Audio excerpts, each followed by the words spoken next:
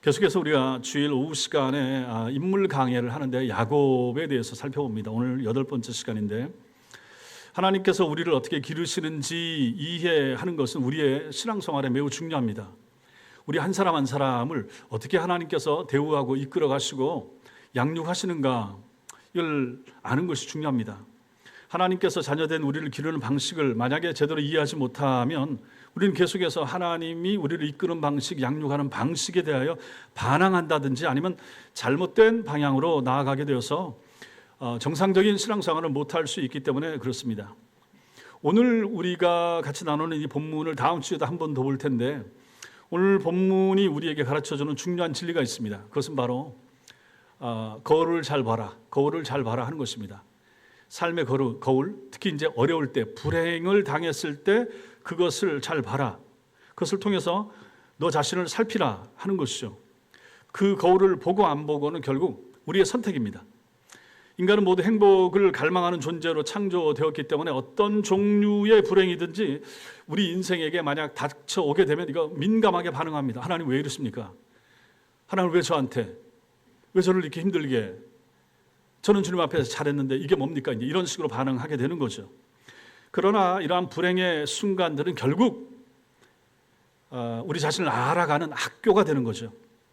많은 분들이 여기에 동의하실 것입니다. 어려움 가운데서 날 보는 거죠.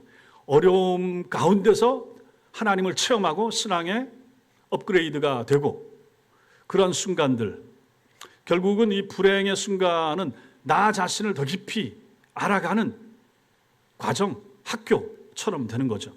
하나님께서 이 고난의 학교에 우리를 입학하게 하시고 불행의 거울을 보게 하시는 이유는 우리 자신을, 진정한 우리 자신을 알게 하시기 위하여, 그리고 하나님과 온전한 관계를 맺고 살아가도록, 그리하여 복된 생애를 살 수 있도록 하시기 위하여 하나님께서는 그렇게 인도하신다 하는 것입니다. 이게 오늘 살펴볼 내용이 됩니다.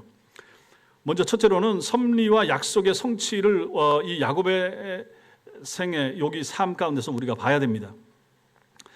야곱이 하란에 이르는 과정과 이제 여기서 오늘 라헬을 만나게 되는데, 자기 가장 사랑하는 아내가 되는 라헬을 만나게 되는데, 그래서 이제 라반의 집으로 인도받는 이 장면이 오늘 창세기 29장인데 요거하고 비교되는 장면이 창세기 24장이 있습니다. 거기 보면 아브라함의 종이, 아브라함 자기 주인의 미션을 받아서 자기 종의 아들의 아내, 아브라함의 아들 누굽니까? 이삭의 아내 누굽니까? 리브가를 얻기 위하여 가는 그 장면이, 가서 이제 거기서 종이 어떻게 했는가, 어떻게 리브가를 만났는가, 그녀를 어떻게 데리고 돌아왔는가 하는 내용이 창세기 24장에 나오는 내용입니다. 요구하고 비교하면서 생각을 해보면 훨씬 더 잘 이해를 할 수가 있습니다. 요 두 장면을 생각해 보면 거기 중요한 차이가 있습니다.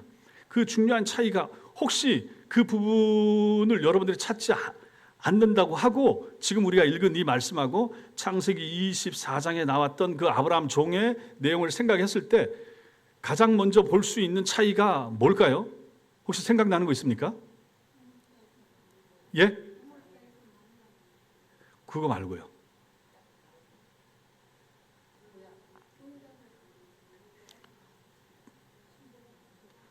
아닙니다. 자, 제가 대답을 어려울 수 있습니다. 그 아브라함의 종은 기도했고 야곱은 기도하지 않았다는 것입니다. 여러분들이 생각하는 답하고 많이 차이가 나죠. 요 앞에 장면에서 베델 광야에서 환상을 봤죠. 누가? 야곱이. 하나님을 만났습니다. 하늘과 땅이 이어지는 사닥다리, 거기에 천사가 오르락내리락 하는 것을 보았다. 이미 이전에 제가 설교에서 말씀을 드렸습니다. 그리고 거기서 하나님 앞에 약속을 받았죠. 약속 3가지에 돌아오게 하겠다, 지켜주겠다, 하나님 약속했습니다. 그리고 내가 잘 돌아가게 해주시면 내가 뭘 하겠고 내 하나님으로 삼아드리겠고 내가 11조 하겠습니다 하고 서원까지 했죠. 그럼에도 불구하고 이 야곱이, 지금 우리가 읽은 이 말씀을 이렇게 보면 야곱이 기도하더라, 야곱이 기도했더라, 이런 내용이 안 나오고 있다 하는 것을 먼저 보게 됩니다. 한번 보실래요? 창세기 24장 가보십시오. 앞으로 넘기셔서 창세기 24장 12절. 창세기 24장 12절. 같이 읽겠습니다. 시작. 그가 이르되 우리 주인 아브라함의 하나님 여호와여 원하건대 오늘 나에게 순조롭게 만나게 하사 내 주인 아브라함에게 은혜를 베푸시옵소서. 가서 낙타 그 우물 곁에 딱 꿇고 가서 하나님 여기서 우리 주인의 아들의 배우자 될 자매를 만나야 되는데 하나님 도와주세요 하고 기도하고 있는 종의 모습을 본다는 것입니다. 그 뒤에 42절, 그 뒤 24장 42절 펴보십시오. 거기서부터 보면 내가 오늘 우물에 이르러 말하기를 자기가 이렇게 이제 기도했다는 거예요. 내 주인 아브라함의 하나님 여호와여 만일 내가 행하는 길에 형통함을 주실진데 내가 이 우물 곁에 서 있다가 젊은 여자가 물 기르러 오거든 내가 그에게 청하기를 물동이에 물을 조금 내게 마시게 하라 하여 그의 대답이 쭉 이렇게 나오잖아요. 내가 이렇게 기도했더니 하나님이 응답해 주셨다라고 이 45절까지 말하고 있는 것입니다. 이런 걸 보면 지금 이 당시의 수준만 놓고 보면 아브라함의 종이 얼마나 신령하고 경건한 사람인가. 야곱에 비하여 우리는 이것을 보게 되는 거죠. 기도하지 않고 있다. 환상도 봤어요. 하나님 앞에 서원했어요. 약속도 받았어요. 그럼에도 불구하고 여기 드러나는 창세기에 나타나는 모습만 보면 야곱이 기도하더라. 가서 자기 암나를 위하여 자기 라반을 만날 것을 위하여 외삼촌을 만나기를 위하여 기도하더라. 이런 내용이 하나도 안 나오더라 하는 얘기입니다. 그 앞에 아브라함의 종이 기도하는 내용은 앞에도 나오고 뒤에도 나오고 하는 것에 비해서 보면 이 사람은 기도를 안 하더라 하는 것이죠. 많은 사람들이 신앙생활을 하는데 추상적이고 모호하고 인격적이지 않은 관계 속에서 하나님을 믿습니다. 그렇기 때문에 그 사람들이 기도를 하지 못하는 것이죠. 하나님 앞에서 신앙생활을 했는데 어려서부터 다녔는데 기도는 할 줄 모릅니다. 기도 안 하려고 합니다. 기도에 대한 열의와 뜨거움과 열정이 없고 이것은 또 나아가면 기도 응답의 체험이 잘 없는 거예요. 그러다 보니까 기도를 잘 안 하려고 그러고 결정적인 순간에 내가 하나님 앞에 엎드려야 된다는 생각을 못 하는 거예요. 야곱처럼 이러는 거죠. 야곱이 환상을 봤다니까요.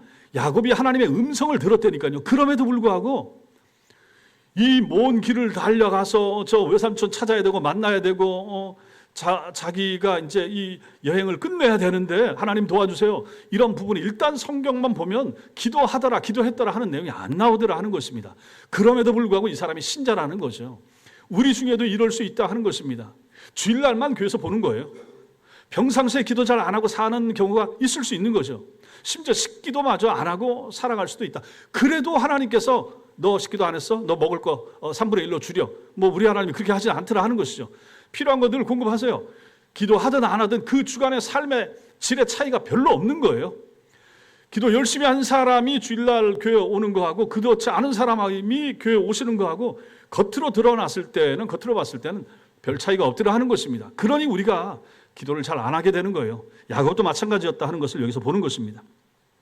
그러나 앞에서 아브라함의 종 보십시오. 구체적으로 주인의 하나님께 기도를 드렸고 그 기도가 응답받는 것을 경험을 했죠.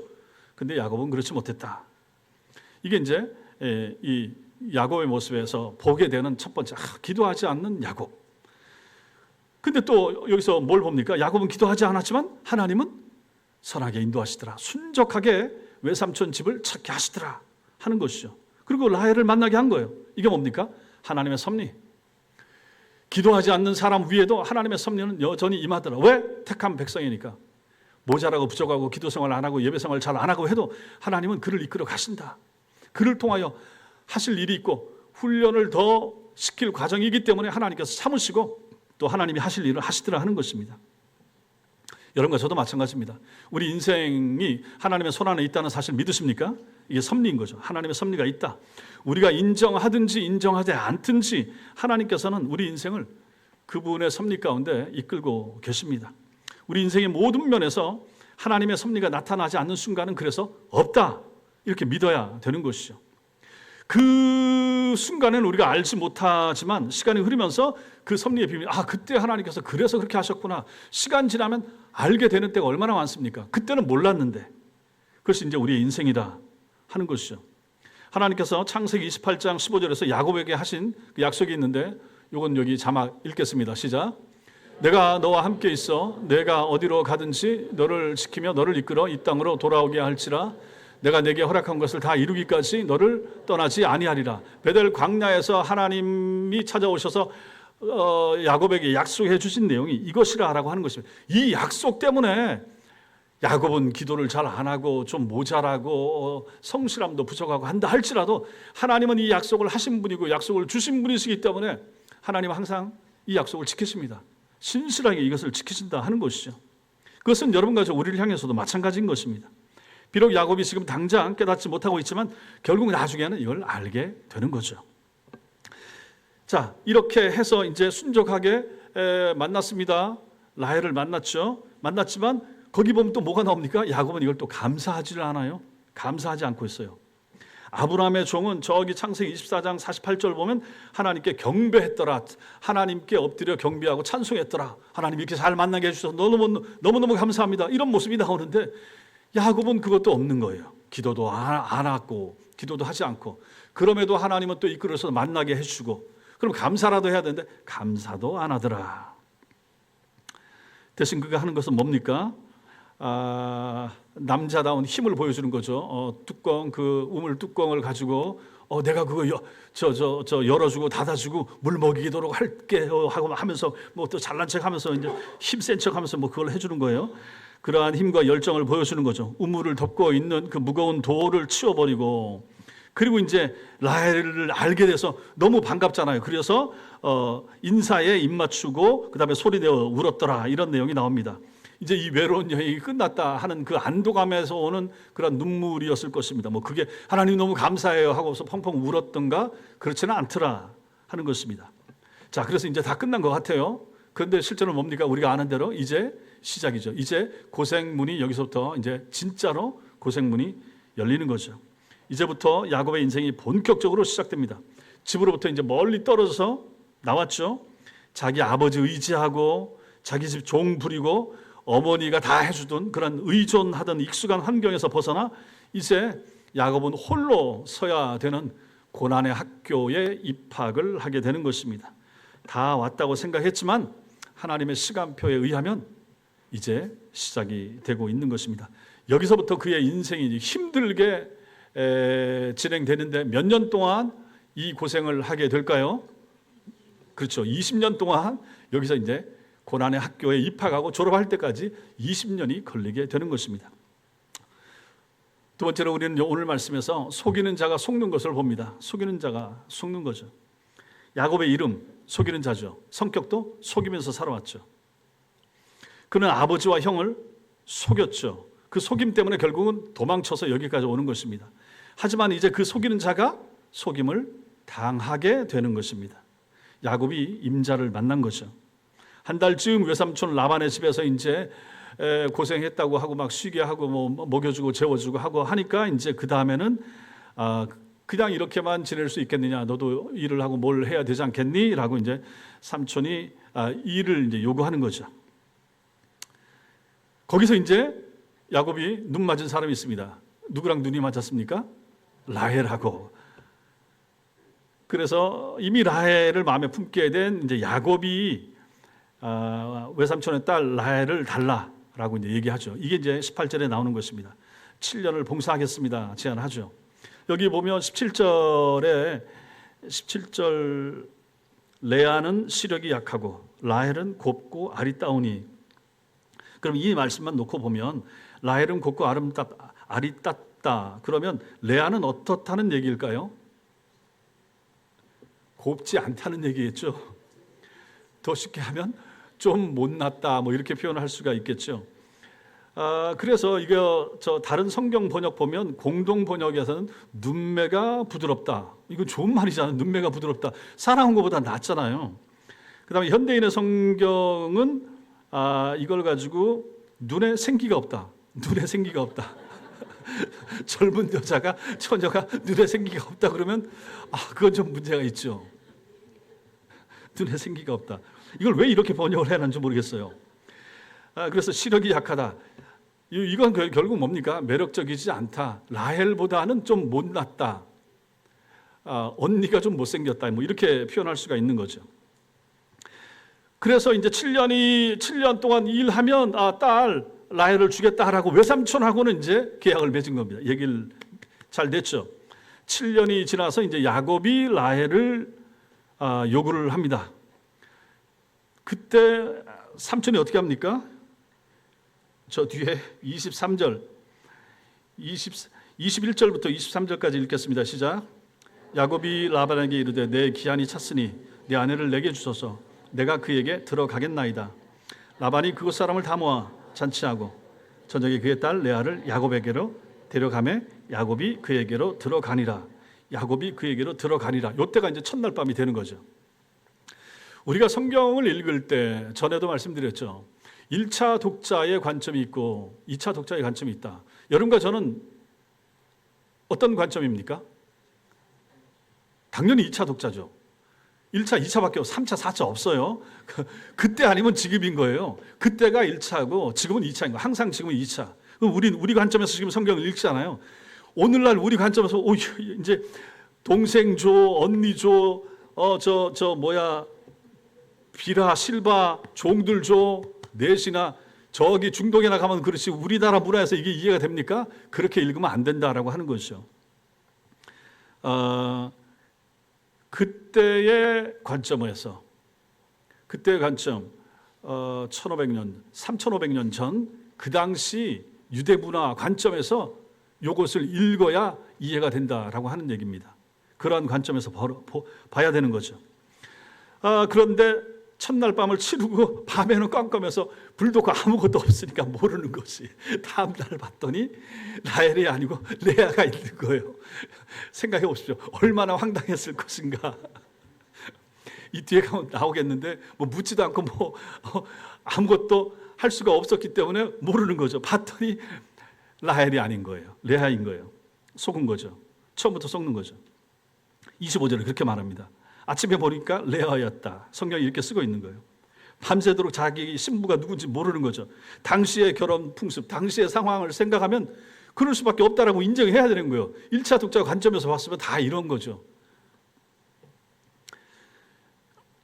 이제 속은 것을 알게 된 야곱이 라반에게 이제 항의를 합니다. 그랬을 때 26절에서 말하죠. 라반이 우리 동네에서는, 우리 지역에서는 형보다가 먼저 가면 안 돼. 형이 먼저 가야 된다. 우리들도 지금도 형 동생이 있으면 형 먼저 보내려고 하는데 지금도 부모가 요구하면 그럴 수밖에 없잖아요. 이때는 3500년 전이니까 얼마나 강했을 것인가. 이 대답은 어떻게 됩니까? 야곱의 내면을 후벼 파는 거죠. 왜 그렇습니까? 야곱은 아우였지만 형을 추월했잖아요. 자기도 축복을 뺏고 형 거 뺏으면서 발목 잡고 나와가지고 평생 그렇게 살았잖아요. 그래서 자기도 그 비슷하게 당했는데 그걸 가지고 뭐라고 말하기는 어렵잖아요. 그러니까 라반이 또 머리가 비상한 사람인 거죠. 야곱을 한 달 데리고 있으면서 파악을 한 거지. 내 둘째 딸을 좋아하는구나. 둘째 딸 주지 말고. 근데 가만 보니까 일을 잘했나 보지. 일 잘 못하면 이렇게 했겠습니까? 그러니까 친척이긴 하지만 얘를 잘 구슬려고 잘 데리고 있으면 내 재산이 늘어나는데 도움이 되겠다 이렇게 생각을 한 거죠. 그러니까 7년 일하면 둘째 딸 줄게 하고 실제로 첫날 밤에 집어넣는 애는 큰 딸을 집어넣은 거죠. 그 다음에 삼촌이 이게 뭐예요? 왜 속였어요? 하니까 우리 동네는 동생이 먼저 가는 법이 없다. 그럼 내가 언니도 줄 테니까 7년을 일해라. 그때 관점에서 봐야 된다는 얘기예요. 우리 관점에서 형하고 동생을 같이 한 남자한테 주는 게 어디 있겠어요? 그 당시에는 그랬다 하는 거예요. 그래서 또 7년 또 일하라고 하니까 이제 일을 하게 되는 거죠. 속이는 자가 여기서 이제 완전히 속고 있다. 결국 이것이 우리가 앞에서 보는 것처럼 하나님이 야곱을 성장시키고 변화시키고 하나님의 사랑으로 만들어가는 과정 중에 지금 이 일을 하는 거죠. 너 여태 속이면서 살아왔지? 이제 네가 한번 속는 환경에서 너 속 무너지고 속 타는 거 한번 경험해봐. 그걸 통해서 그 과정을 통과해야 야곱도 하나님 앞에 서는 그런 사람으로 성장할 수 있기 때문에 그렇게 하는 것입니다. 여기서 우리가 봐야 될 것이 불행의 거울들입니다. 야곱은 라반에게만 속은 것이 아니죠. 첫 아내가 된 실제로는 레아한테도 속은 거죠. 레아는 밤새 자신의 정체를 밝힐 수 있었겠지만 그렇지 않았죠. 레아가 몰랐겠습니까? 알죠. 그런데 아버지하고 네가 먼저 들어가 이렇게 해서 알겠습니다 하고 이제 들어간 거란 말이죠. 아침에 레아를 보고 깜짝 놀란 이 야곱의 질문, 25절 그 질문 보십시오. 25절 같이 읽겠습니다. 시작. 야곱이 아침에 보니 레아라 라반에게 이르되 외삼촌이 어찌하여 내게 이같이 행하셨나이까? 내가 라헬을 위하여 외삼촌을 섬기지 아니하였나이까? 외삼촌이 나를 속이시면 어찌 됨이니까? 이 말을 야곱이 이렇게 항의할 수 있는 자격이 있습니까? 없습니까? 자기는 평생 속였거든요. 자기는 평생 속이다가 이제 여기서 한 번 속었는데 이걸 가지고 속이십니까? 속이십니까? 대들고 항의하고 있는 모습을 본다 하는 것입니다. 레아를 통해서 결국 야곱은 자기 자신의 모습을 봤어야 되는 것입니다. 내가 옛날에 이런 존재였구나. 지금 처음 아내가 된 레아도 자기를 속였다 하는 거죠. 비록 보기 싫은 모습이지만 그것에 자기가 있는 것을 보도록 하나님께서는 야곱을 이 속은 결혼이라고 하는 불행의 거울을 통해서 보게 하신 것입니다. 첫 번째 결혼하는 그 결혼을 속아서 결혼하는 그 모습을 통하여 너 속이는 자로 살아왔던 네 인생을 한번 봐라 하고 하나님께서 보여주시더라 하는 것이죠. 라헬도 마찬가지로 라헬도 이 사기 결혼에서 어떤 역할을 했겠죠. 그녀가 야곱에게 어떤 경고도 하지 않은 이유가 명백하게 나와 있지 않지만 가부장적인 사회에서 아버지의 결정을 거역할 수 없었을 것입니다. 알고는 있었겠죠. 아빠하고 야곱 사이에 자기를 아내로 주기로 한 걸. 그런데 그렇게 하지 않은. 그런데 우리나라도 마찬가지예요. 딸들이 옛날에 아버지한테 아버지의 뜻을 거스를 수 있었겠습니까? 3,500년 전 유대 땅을 생각해 보십시오. 시키면 시킨 대로 다 해야 되겠죠. 레아도 마찬가지고 라헬도 마찬가지고 어쩔 수 없었을 것입니다. 그러나 야곱의 입장에서 보면 라헬도 이 사기 결혼의 음모에 간접적으로 동조한 것이 되는 거죠. 레아도 마찬가지고 두 자매가 똑같은 거죠. 그러나 어쩔 수 없는 거죠. 고통의 시간들을 우리가 좀 생각해 봐야 됩니다. 이 땅에서는 결혼을 하게 되면 일주일을 잔치를 합니다. 일주일간 축제를 벌이는 거죠. 야곱의 결혼 첫 주간, 그럼 이 허니문 기간이 어땠을 것인가? 일주일 동안 계속되는 결혼 축제 속에서 과연 한번 생각해 보십시오. 야곱이 행복했을까? 다음날 눈을 떴더니 레아예요. 그럼 이게 어땠을까? 그리고 그 모든 상황을 이제 다 알게 된 레아, 라헬, 야곱, 라반 그 네 사람 그 다음날 그 축제하는 한 주간 내내 그들은 어떤 마음을 가지고 그 축제를 했을까? 마음에 배신감, 갈등, 별별 생각이 다 들었을 것입니다. 야곱은 어떻습니까? 레아를 사랑하지 않았죠. 그 뒤에 창세기 29장 31절 보면 레아에 대한 야곱의 마음은 이걸로 나타나는 거죠. 사랑하지 않았다. 그리고 여호와께서 레아가 미움받는 것을 이제 보시는 거죠. 이 허니문 그 기간 동안 일주일 동안에 레아와의 관계가 어색했을 수도 있다. 냉랭했을 수도 있다. 그런 걸 생각해 볼 수 있습니다. 축제 기간 속에서도 야곱의 마음은 라헬을 향해 있었을 것이죠.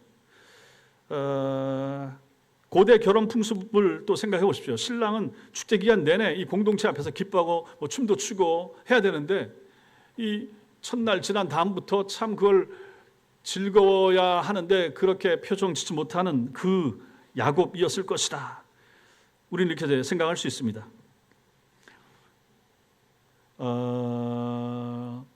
여기서 우리가 생각할 수 있는 것은 뭘 생각하셔야 되냐면 7년을 약속을 했죠. 7년을 약속해서 7년 동안 열심히 일하고 이제 레아를 라헬로 생각하고 착각하고 결혼하게 됐습니다. 다음날 눈을 떴는데 돌이킬 수 없어요. 그리고 나서는 이제 또 라헬을 위해서 7년 봉사하라 이렇게 되는 거죠. 그러면 라헬하고 같이 살게 된 것은 얼마 만에 같이 살게 되는 거죠? 그렇게 생각하시면 안 된다 하는 거죠. 성경을 잘 읽어보시면 7년 동안 봉사해서 이제 결혼하게 됐어요. 눈 떠봤더니 레아예요. 거기 내용을 보면 일주일 동안 7일 후에 내가 주겠다 이렇게 하는 내용이 나오죠.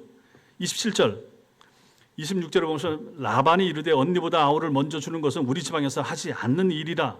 27절에 이를 위하여 7일을 채우라. 우리가 그도 내게 주리니 내가 또 나를 7년 동안 섬길지니라. 야곱이 그대로 하여 그 7일을 채우매 라반이 딸 라헬도 그에게 아내로 주고 30절 끝에 가보면 라헬을 더 사랑하여 다시 7년 동안 라반을 섬겼더라. 저도 예전에 그렇게 생각했어요. 7년 하고 레아하고 결혼했네. 아우 이거 어떡하지? 7년 또 라헬을 위해서 봉사하고 그제서야 라헬을 취하게 되었더라. 이렇게 생각할 수 있는데 오늘 이 말씀 보면 그렇지 않더라 하는 거죠. 7년 동안 봉사해서 결혼했는데 레아예요.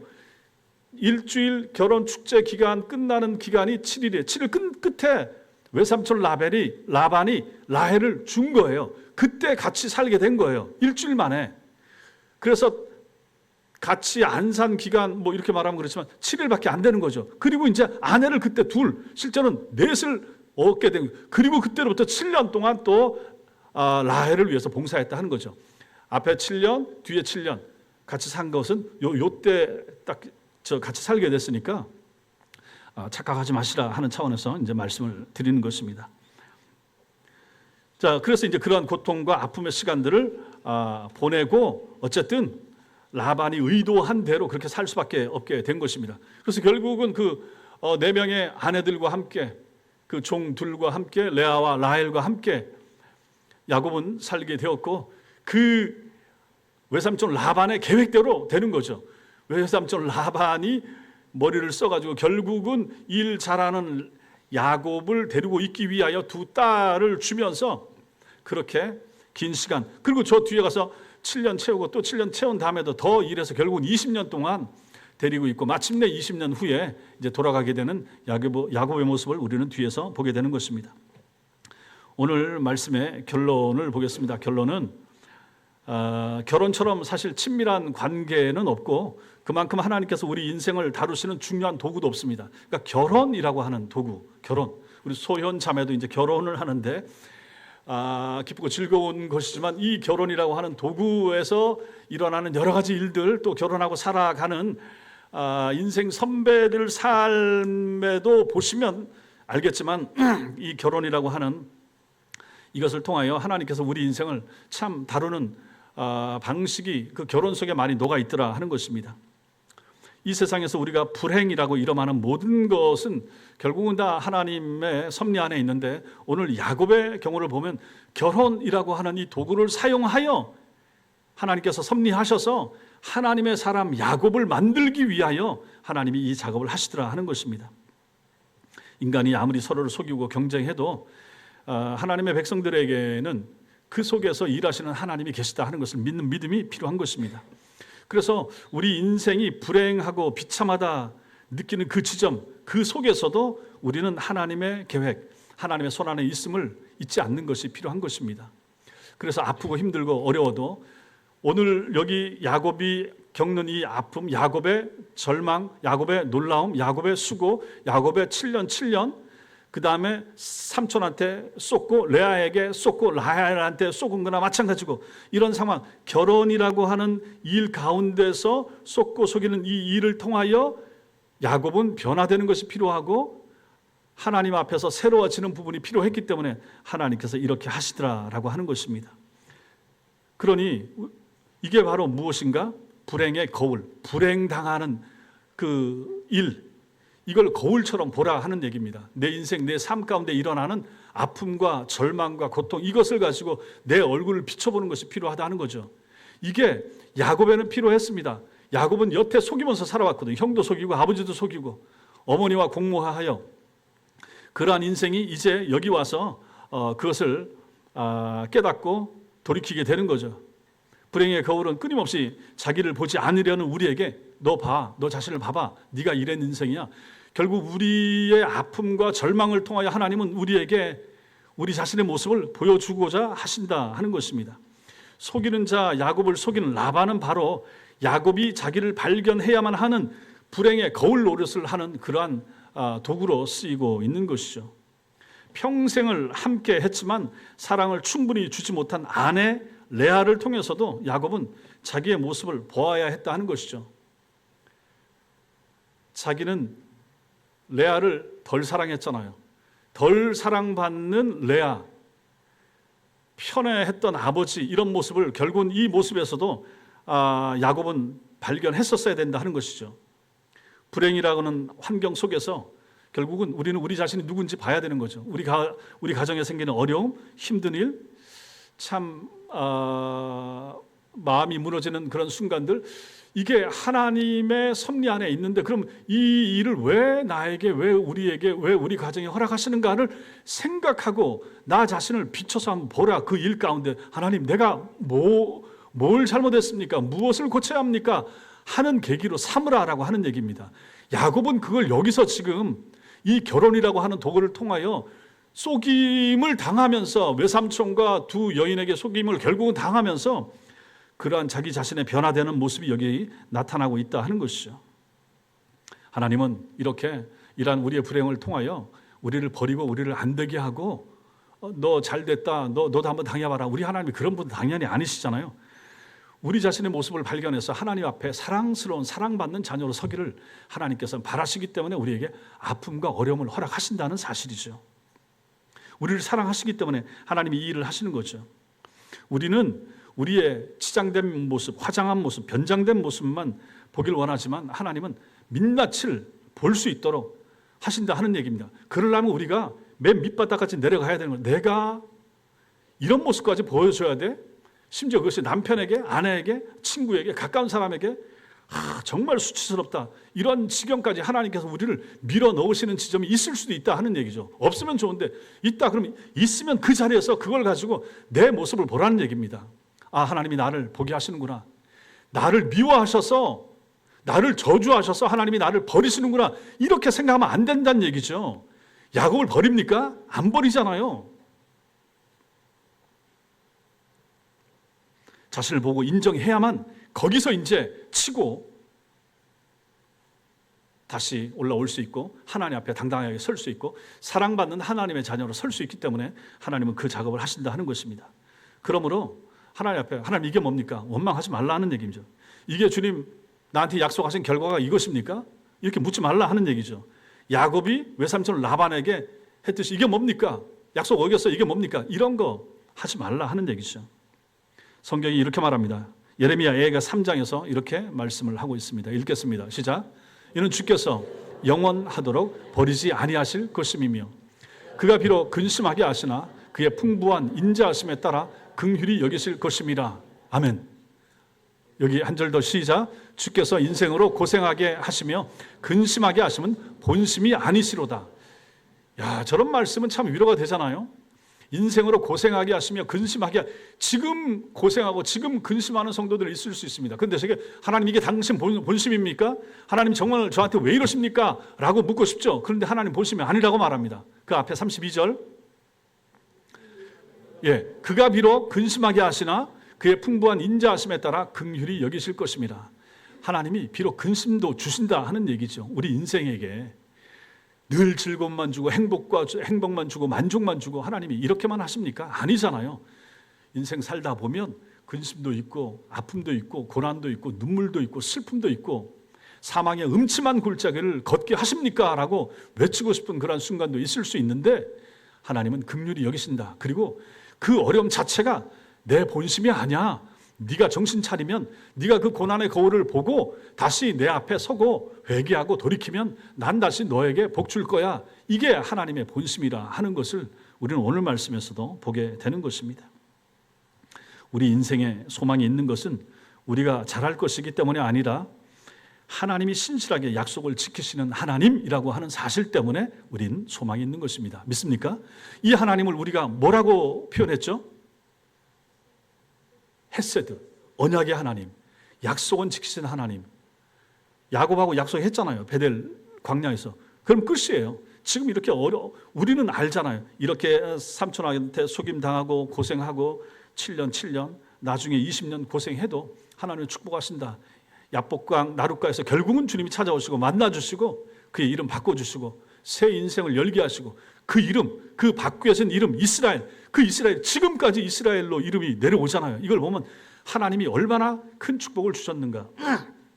이스라엘, 다윗의 별로 해서 이스라엘 나라가 지금도 쓰고 있지만 이스라엘 나라, 이스라엘과 다윗 말고 다른 이름들, 그 탁월한 이름들이 많았음에도 불구하고 이 간사한 자, 이 야곱을 변화시켜서 하나님께서 마침내 하나님이 원하시는 수준에 그가 서게 됐을 때 그 이름을 이스라엘로 바꾸시고 그 자손들 전부를 이스라엘 자손, 이스라엘 후손, 이스라엘 민족 이렇게 부르시는 하나님을 보시라 하는 것입니다. 이 하나님이 어떤 하나님? 헤세드 하나님, 언약의 하나님, 언약을 지키시는 하나님, 약속하면 약속을 지키시는 하나님. 그런데 이 하나님은 야곱의 하나님만이 아닌 거죠. 아브라함의 하나님, 이삭의 하나님, 다윗의 하나님만 되시는 게 아닌 거예요. 그럼 이 하나님 누구의 하나님이십니까? 나의 하나님, 우리의 하나님. 그렇죠. 여기서 우리는 이제 힘을 얻는 거죠. 내가 지금 힘들어도 어려워도 밑바닥을 기어도 소망을 가지시라 하는 것입니다. 아, 내가 이 과정을 통과해야 되는구나. 내가 이 나이에 왜 이 고생을 해야 됩니까? 예, 그 나이에 그 고생이 필요하니까 주는 거예요. 앞으로 몇 년이 더 흐르고 그 다음에 좀 평안하게 해 주실래요? 모르죠. 하나님의 또 다른 계획이 있으시고, 하나님의 우리를 향한 생각은 염려나 근심, 걱정, 한숨 이게 아닌 거죠. 우리를 향한 하나님의 놀라운 계획, 선한 계획, 아름다운 계획이 있으시다. 결국 우리를 변화시켜서 하나님이 쓰시기에 적합한, 하나님이 올려놓고 싶은 수준까지 우리를 밀어 가셔야 되는데, 그렇기 위해서 우리에게는 이 땅에 사는 동안에 돈이 없을 수도 있고, 건강을 잃을 수도 있고, 관계가 엉망이 될 수도 있고, 별별 안 당하고 싶은, 안 당했어야 마땅하다고 나는 생각하는데 그런 지경에까지 하나님은 나를 밀어넣으시고 그런 순간도 있을 수가 있다. 그러나 참으라, 그러나 감당하시라, 그러나 헤세드 하나님을 믿으시라 하는 얘기입니다. 이 하나님은 안 버립니다. 이 하나님은 붙드십니다. 책임져 주십니다. 이 하나님 붙잡고 의지하고 6월 한 달 동안 힘들고 어렵고 경제가 바닥을 치고 있고 0% 성장을 한 해 별별 소리 다 나옵니다. 힘들겠죠. 어렵겠죠. 지금도 어려우실 수 있고 고통스러울 수 있습니다. 내가 어렵지 않으면 우리 자식들이 어렵고 그럴 수 있습니다. 그럼에도 불구하고 소망은 새로 바뀐 대통령, 어느 경제부 장관, 어느 누구 여기에 소망을 두지 마시고 하나님께 소망을 둬야 됩니다. 기도하셔야 됩니다. 그리고 말씀을 붙드셔야 됩니다. 열심히 기도하고 내 자리 지키고 회개하고 내 자리에 서서 믿음 생활 잘하고 하면 하나님은 언젠가 회복시켜 주시고 빛나고 감격스러운 좋은 자리에 앉히시고 선한 길로 인도하시리라는 사실 믿으시기 바랍니다. 그 믿음 안에서 살아가는 여러분과 제가 되시기를 주님의 이름으로 축원합니다. 우리 찬양하